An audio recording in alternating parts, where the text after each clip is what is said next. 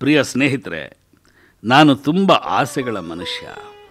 ನನ್ನ ಗೆಳೆಯರು ಹೇಳ್ತಾ ಇರ್ತಾರೆ, ನಾನೇನನ್ನು ಮಾಡಿದ್ರೂ ಕಮರ್ಷಿಯಲ್ ಆಗಿ ಮಾಡ್ತೀನಿ, ದುಡ್ಡಿನ ಸುತ್ತಮುತ್ತನೇ ಮಾಡ್ತೀನಿ, ಸಹಾಯವನ್ನು ಕೂಡ ಹಾಗೆ ಮಾಡ್ತೀನಿ. ಎದುರಿಗೆ ಬಂದು ಕೂತ್ಕೊಂಡು ಕಷ್ಟ ಹೇಳ್ಕೊಳ್ಳೋ ವ್ಯಕ್ತಿಗೆ ನಾನು ಆ ಕ್ಷಣದಲ್ಲಿ ಆ ಕಷ್ಟಕ್ಕೆ ಏನು ಸಹಾಯ ಮಾಡಬಹುದು ಅಂತ ಯೋಚಿಸ್ತೇನೆಯೇ ಹೊರತು, ನೋಡು ಮಗು, ಜೀವನದಲ್ಲಿ ಇದೆಲ್ಲ ಇದ್ದಿದ್ದೇ, ಹಾಗಂತ ಸಂತನ ಹಾಗೆ ಮಾತಾಡಿ ತಲೆ ಮೇಲೆ ಕೈ ಆಡಿಸಿ ಕಳಿಸೋ ವ್ಯಕ್ತಿ ನಾನಲ್ಲ. ಎದುರಿಗೆ ಕೂತ ವ್ಯಕ್ತಿಗೆ ನನ್ನ ಅನುಭವ, ನನ್ನ ಹಣ, ನನ್ನ ಸಲಹೆ, ನನ್ನ ಕಾನ್ಫಿಡೆನ್ಸ್ಗಳ ಅವಶ್ಯಕತೆ ಇದೆಯಾ? ಅವುಗಳಲ್ಲಿ ಯಾವುದನ್ನು ಈತನಿಗೆ ನಾನು ಕೊಡಬಲ್ಲೆ? ಅವುಗಳನ್ನು ಪಡೆಯೋಕ್ಕೆ ಇವನು ಅರ್ಹ ಅನಿಸಿದ ಮರುಕ್ಷಣ ಅದನ್ನು ಕೊಟ್ಟು ಮುಗಿಸ್ಬೇಕು. ಕೊಡೋಕ್ಕೆ ಮುಂಚೆ ಅದರಲ್ಲಿ ಫಾಯ್ದೆ ಇದೆಯಾ ಅಂತ ಯೋಚಿಸ್ಬೇಕು. ಫಾಯ್ದೆ ನನಗಷ್ಟೇ ಅಲ್ಲ, ಅದು ಅವನಿಗಾದರೂ ಸಾಕು, ನಾನು ಸಂತುಷ್ಟ. ಆಸೆ ಮತ್ತು ಫಾಯ್ದೆ ಅನ್ನೋ ಎರಡು ಸಂಗತಿಗಳು ಇಲ್ಲದೆ ಹೋಗಿದ್ದಿದ್ರೆ ಈ ಬದುಕು ಇಷ್ಟೊಂದು ಇಂಟ್ರೆಸ್ಟಿಂಗ್ ಅಂತ ಯಾರಿಗೂ ಅನ್ನಿಸ್ತಾ ಇರಲಿಲ್ಲ. ನನ್ನನ್ನು ಇವತ್ತಿಗೂ ಹುಚ್ಚು ಕುದುರೆ ಥರ ದುಡಿಯೋಕೆ ಪ್ರೇರೇಪಿಸೋದು ಎರಡೇ ಸಂಗತಿಗಳು: ಇನ್ನೂ ಏನೋ ಬೇಕು ಅನ್ನೋ ಆಸೆ ಮತ್ತು ಈಗಿರೋದನ್ನು ಕಳ್ಕೊಂಡ್ಬಿಡ್ತೀನೇನೋ ಅನ್ನೋ ಭಯ. ಇವೆರಡೇ ಮನುಷ್ಯನನ್ನು ಜೀವಂತವಾಗಿಡೋ ಸಂಗತಿಗಳು. ಇನ್ನೂ ಏನೋ ಬೇಕು ಅನ್ನೋದರಲ್ಲಿ ಕೇವಲ ದುಡ್ಡು, ಆಸ್ತಿ, ಬಂಗಾರ, ಕಾರು ಸೇರಿಕೊಂಡಿದೆ ಅಂತ ನೀವು ಅಂದ್ಕೊಂಡಿದ್ರೆ ಐ ಆಮ್ ಸಾರಿ. ಬೆಳೆಯೋಕೆ ಬಯಸೋ ಮನುಷ್ಯ ಒಂದಾದ ಮೇಲೊಂದು ಬೇಕು ಅಂತ ಕೈ ಚಾಚ್ತಾನೆ. ಹೊಸ ಗೆಲುವು, ಹೊಸ ಫೀಲ್ಡು, ಹೊಸ ಎತ್ತರ, ಹೊಸ ಸಾಧನೆ, ಹೊಸ ಗೆಳೆತನ, ಹೊಸ ಜ್ಞಾನ, ಹೀಗೆ. ಕೇವಲ ದುಡ್ಡು ಬೇಕು ಅಂದ್ಕೊಂಡಿದ್ದಿದ್ರೆ ನಾನು ಕೆಲಸ ನಿಲ್ಲಿಸಿ ಎಷ್ಟೋ ವರ್ಷಗಳಾಗಬೇಕಾಗಿತ್ತು. ನಾನು ಅಷ್ಟಕ್ಕೆ ತೃಪ್ತನಾಗಲಿಲ್ಲ. ಪ್ರತಿ ಮುಂಜಾವು ನನ್ನ ಕಣ್ಣೆದುರಿಗೊಂದು ಹೊಸ ಕನಸು ಗರಿಗೆದುರುಕೊಂಡು ಎದ್ದು ನಿಲ್ಲುತ್ತೆ. ಹೊಸ ಚಾಲೆಂಜಿಗಾಗಿ ಕಣ್ಣು ಕಾಯ್ತವೆ. ಮೈಯಲ್ಲಿ ಹೊಸ ಎನರ್ಜಿ ತೊನೆದು ನಿಲ್ಲುತ್ತೆ. ನಾನು ಕಡೆ ದಿನದ ತನಕ ಹಾಗೆ ಇರಬಯಸ್ತೇನೆ ಮತ್ತು ಇರ್ತೇನೆ ಕೂಡ.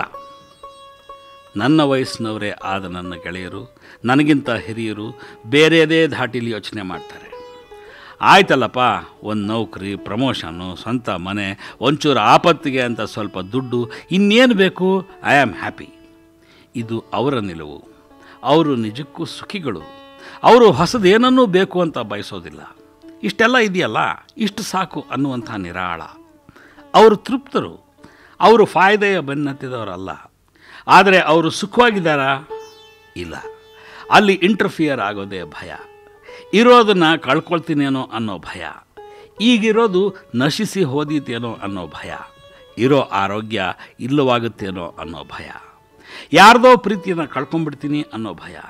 ಇರುವ ಒಂದೇ ಒಂದು ಸ್ವಂತ ಮನೇನ ಬಾಡಿಗೆದಾರ ಬಿಡ್ಲಾರ್ನೇನೋ ಅನ್ನೋ ಭಯ. ಫ್ಯಾಕ್ಟ್ರಿ ಲಾಕೌಟ್ ಆಗಿಬಿಡುತ್ತೇನೋ ಅನ್ನೋ ಭಯ. ಇಂಥ ಸಾವಿರ ಭಯಗಳಿರ್ತವೆ.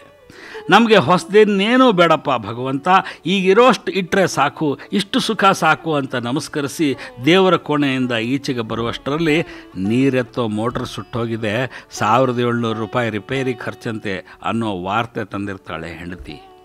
ಅಮ್ಮನಿಗೆ ಸ್ಲಿಪ್ ಡಿಸ್ಕಾಗಿ ನರ್ಸಿಂಗ್ ಹೋಮಿನ ಖರ್ಚು ಅಮರ್ಕೊಂಡಿರುತ್ತೆ.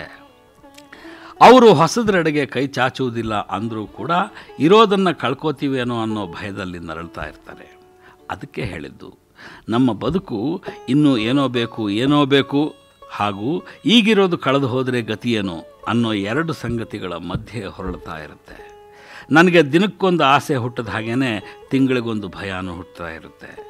ನಾನು ಬರೀಬೇಕಾದ್ದನ್ನು ಇನ್ಯಾರೋ ಬರೆದು ಬಿಡ್ತಾರೆ ಅನ್ನೋ ಭಯದಿಂದ ಹಿಡಿದು ಟಾಯ್ಲೆಟ್ನಲ್ಲಿ ಒಬ್ಬನೇ ಏನನ್ನೋ ಯೋಚಿಸ್ತಾ ಕೂತಿದ್ದಾಗ ಹೊರಗಿನ ಜಗತ್ತಿಗೆ ಗೊತ್ತೇ ಆಗದೆ ಸತ್ತು ಹೋಗ್ಬಿಡ್ತೀನೇನೋ ಅನ್ನೋ ತನಕ ನನ್ನ ಭಯಗಳ ವೆರೈಟಿ ಕೂಡ ಅಪಾರವಾದದ್ದೇ.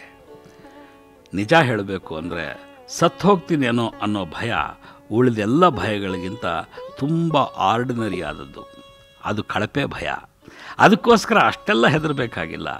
ಆದರೆ ಯಾವತ್ತಾದರೂ ಒಂದು ದಿನ ನನ್ನಿಂದ ಬರೆಯೋಕೆ ಆಗೋದಿಲ್ವೇನೋ ಅನ್ನೋ ಭಯ, ಮಾತಾಡೋಕ್ಕೆ ಆಗೋದಿಲ್ವೇನೋ ಅನ್ನೋ ಭಯ, ನನ್ನ ಥಾಟ್ ಪ್ರಾಸೆಸ್ನೊಳಕ್ಕೆ ಅಹಂಕಾರ ಸೇರ್ಕೊಂಡ್ಬಿಟ್ರೆ ಹೇಗೆ ಅನ್ನುವಂಥ ಭಯ, ನನ್ನ ಕೆಲಸದ ಬಗ್ಗೆ ನನಗೆ ಅಸಡ್ಡೆ ಶುರುವಾಗ್ಬಿಟ್ರೆ ಹೇಗೆ ಅನ್ನೋ ಭಯ.